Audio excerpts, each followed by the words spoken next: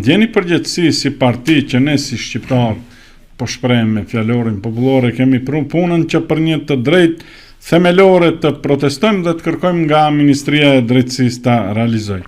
Ju e dini që ligji i provimit të jurisprudencës është miratuar pas ligjit për përdorimin e gjunve, pra në shtator të vitit 2019, pa përkufizimin se shqipja mund të përdoret në provimin e jurisprudencës.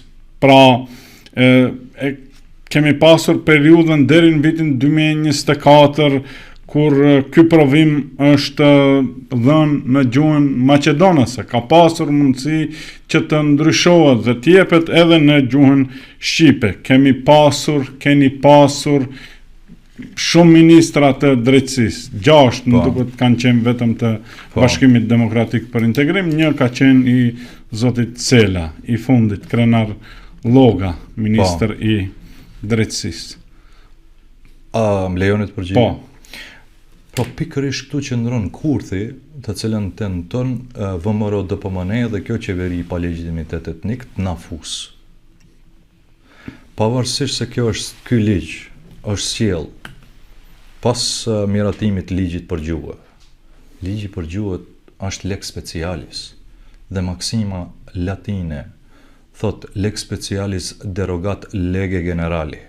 Thot ligji special, që është ligji për gjuhën, shfuqizon ligjin e përgjithshëm që në këtë rast është provimi i jurisprudencës. Dhe kjo shprehimisht është rregulluar në nenin 23, paragrafin 4 dhe 5. Regjia nëse mundet nenin 23? Pra, neni 23, këtu kemi 23, kjo është neni 1, është neni 6, pastaj do t'i shqyrtojmë. Te neni 23. Neni 23. Pra, çka thot paragrafi 4 i neni 23? Thot në afat për një viti, dispozitat e ligjeve tjera të harmonizohen me dispozitat e këtij ligji. Pra, ligjdhënësi dhe ligji për gjuhën shqipe, këtë rast u lë në dispozicion institucioneve tjera që dispozitat gjuhësore t'i harmonizojnë me këtë ligj. Mirë po, çka në qoftë nuk ka iniciativë për institucioneve? Atëherë parashihet paragrafi 5, që mos turrim institucioneve si policë mbi kokë. Propozohet, çka në qoftë dikush refuzon, çka në qoftë një ligj nuk kalon, vetëm nëse mund të kthehemi edhe një herë te neni 23. Prandaj në situatë të tillë paragrafi 5 parashes zgjidhje.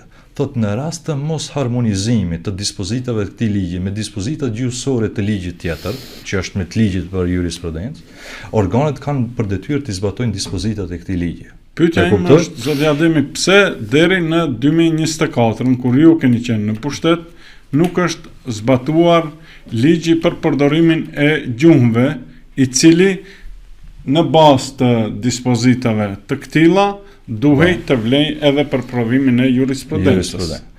Thash, cila do të ishte pyetja thelbësore? Pyetja thelbësore do të ishte kjo ju që po e thoni, që keni drejt legjitime të parashtroni, apo pyetja thelbësore do të ishte, a kanë të drejt ligjore studentët që të futen në Shqip? Kjo është pa diskutueshme. A nuk kanë të drejt? Jo e diskutueshme është për qeverinë. Para mendoni, në qeveri po formohet grup punues për gjetur zgjidhje. Çfarë zgjidhje? Kur zgjidhja ekziston?